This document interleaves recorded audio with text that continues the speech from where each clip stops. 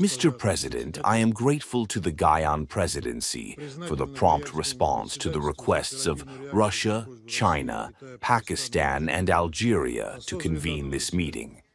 We thank the UN General Assembly for its introductory speech, as well as the Deputy UN Secretary-General on Political Issues and Infrastructure, and the IGT General Director for their briefing. Mr. President, exactly a week has passed since the beginning of the escalation of the Iran-Israel conflict, which the Security Council discussed on June 13th. During this time, images of the night sky over Tel Aviv and Tehran and other cities, lit by dozens and hundreds of rockets, flew around the world. Apocalyptic predictions have become a reality. People in both countries are forced to hide in shelters. Every day, the number of casualties among the civilian population on both sides increases. As a result of the closure of airspace in the region, many citizens of third countries have been trapped and are trying to find their way home. Peaceful nuclear facilities in Tehran are still under attack, which could lead to a new, unprecedented nuclear disaster. The UN Security Council, the main body for maintaining peace and security, should not be left out of responsibility. It is necessary to give an objective assessment of the situation and to react through appropriate decisions. We cannot deny the obvious facts. It was Israel that attacked Iran on the eve of the next round of indirect negotiations between Washington and Tehran. Thus, Western Jerusalem not only showed an outright disdain for the efforts made to find a diplomatic solution to the issues surrounding the Iranian nuclear program, but also demonstrated a disdain for its key ally, the United States. Until recently, the United States has been declaring its intention to reach a compromise on this issue. It should be remembered that the Iranian nuclear program is not a secret. It is not accessible to the international community. Nuclear facilities and sites in this country are under the guarantees of the IAEA and are constantly being thoroughly inspected by agency inspectors. None of its member states are under the strictest control and supervision. Iran strictly complies with its obligations under the Geneva and the Agreement on All-Encompassing Guarantees. The IAEA Secretary's reports do not mention the existence of widespread risks. It turns out that Israel is indifferent to the assessment of the IAEA, voluntarily appointing itself as a judge who unilaterally decides to strike a sovereign country regardless of the UN Charter and international law. Not long ago in the Middle East, there was already a tragic precedent of an invasion of a state under the pretext that it allegedly had weapons of mass destruction, which were never found. It is a pity that the United States, which demonstrated this anti-primer to the whole world in 2003 and brought suffering to millions of people, does not want to learn from its own mistakes. Today, together with the United Kingdom, France, and Germany, they are trying to convince everyone that the so-called Tehran plans to acquire nuclear weapons are justified. It should not be forgotten that the attack on Iran was carried out at a time when the whole world was watching the continuing man-made disaster in Gaza. The United States condemned the ongoing humanitarian blockade of Enclave and was waiting for a high-level conference in support of the two-state formula under the IAEA in accordance with the resolutions of the General Assembly.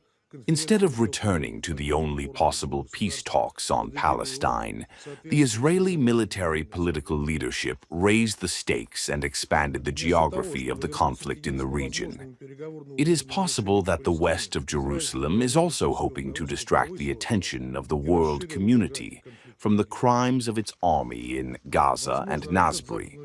We note the extremely dangerous attempts to engage in this confrontation of the third country, which, as noted by the UN Secretary-General, would have colossal consequences not only for the involved parties, but also for the entire region and the international peace and security as a whole.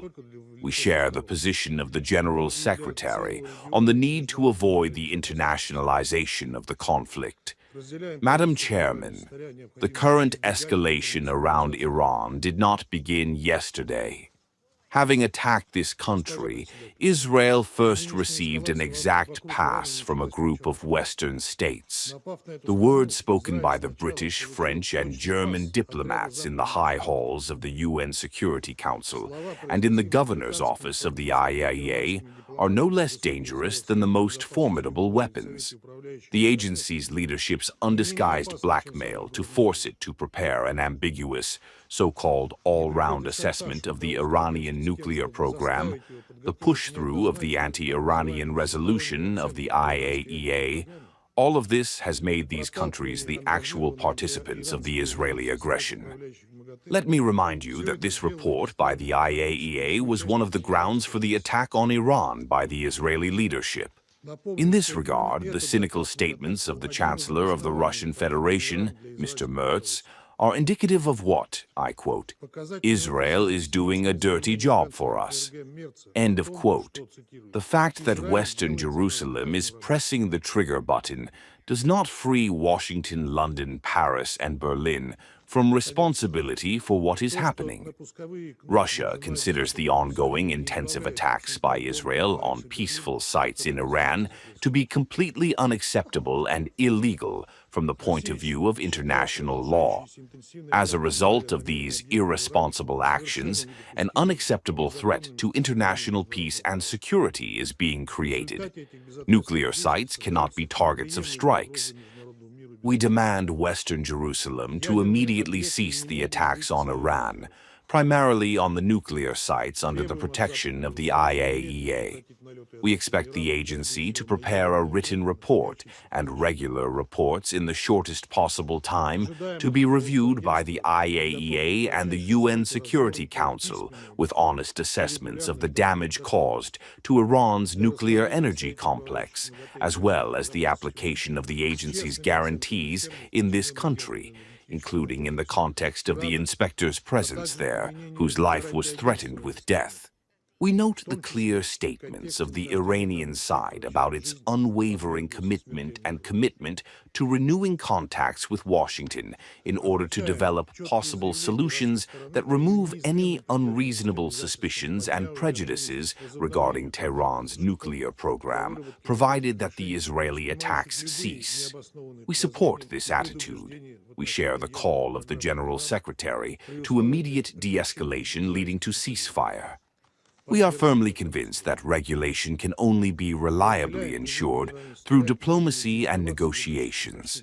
The goals of nuclear non-proliferation, the fundamental basis of which is the NIAO, should not and cannot be achieved through aggression and the price of innocent victims. We are confident that the decisions that will simultaneously not question Iran's right to peaceful nuclear activity and ensure the unconditional security of the Jewish state are possible. Such options have been brought to our American and Israeli colleagues, as well as to our Iranian partners. We are ready to provide them with the necessary assistance in the search for a formula that suits everyone. We still have a chance to avoid a new destructive war that will have unpredictable consequences for the entire region and the world as a whole. We are ready to look for appropriate solutions in the UN Security Council and to engage in constructive interaction with everyone who truly supports diplomacy and dialogue. Thank you.